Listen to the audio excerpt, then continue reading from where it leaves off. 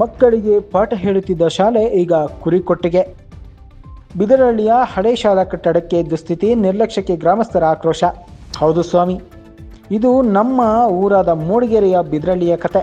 ಮಕ್ಕಳಿಗೆ ಶಿಕ್ಷಣದ ಬೆಳಕು ನೀಡುತ್ತಿದ್ದ ಶಾಲಾ ಕಟ್ಟಡವೊಂದು ಇಂದು ನಿರ್ಲಕ್ಷ್ಯಕ್ಕೊಳಗಾಗಿ ಕುರಿಕೊಟ್ಟಿಗೆಯಾಗಿ ಬಳಕೆಯಾಗುತ್ತಿದೆ ಎಂಬ ಆರೋಪ ಬಿದರಹಳ್ಳಿ ಗ್ರಾಮದಲ್ಲಿ ಕೇಳಿಬಂದಿದೆ. ವರ್ಷಗಳ ಹಿಂದೆ ವಿದ್ಯಾರ್ಥಿಗಳ ವಿದ್ಯಾಭ್ಯಾಸಕ್ಕೆ ಆಸರೆಯಾಗಿದ್ದ ಬಿದರಹಳ್ಳಿಯ ಹಳೆಯ ಶಾಲಾ ಕಟ್ಟಡ ಇದೀಗ ಸೂಕ್ತ ನಿರ್ವಹಣೆ ಇಲ್ಲದೆ ಹದಗೆಟ್ಟಿದೆ ಎನ್ನಲಾಗಿದೆ.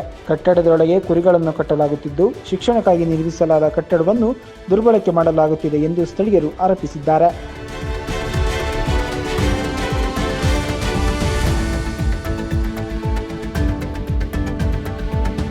ಶಾಲಾ ಕಟ್ಟಡದ ಈ ದುಸ್ಥಿತಿ ಕಂಡು ಗ್ರಾಮಸ್ಥರು ಅಸಮಾಧಾನ ವ್ಯಕ್ತಪಡಿಸಿದ್ದು, ಸಂಬಂಧಪಟ್ಟ ಇಲಾಖೆಯ ನಿರ್ಲಕ್ಷ್ಯವೇದಕ್ಕೆ ಮೂಲ ಕಾರಣ ಎಂದು ಆಕ್ರೋಶ ಹೊರಹಾಕಿದ್ದಾರೆ.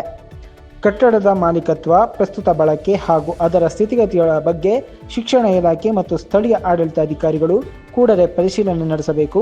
ಅಗತ್ಯವಿದ್ದರೆ ಕಟ್ಟಡವನ್ನು ದುರಸ್ತಿ ಅಥವಾ ಪುನರ್ ನಿರ್ಮಾಣ ಮಾಡಿ ಸಾರ್ವಜನಿಕ ಉಪಯೋಗಕ್ಕೆ ಬಳಸಬೇಕು ಎಂದು ಗ್ರಾಮಸ್ಥರು ಆಗ್ರಹಿಸಿದ್ದಾರೆ.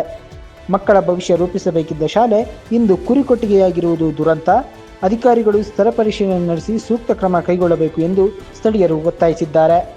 ನಿರಂತರ ಸುದ್ದಿಗಾಗಿ ನೋಡ್ತಾ ಇರಿ ಪಬ್ಲಿಕ್ 18 ಕನ್ನಡ ನ್ಯೂಸ್, ಮೂಡಿಗೆರೆ.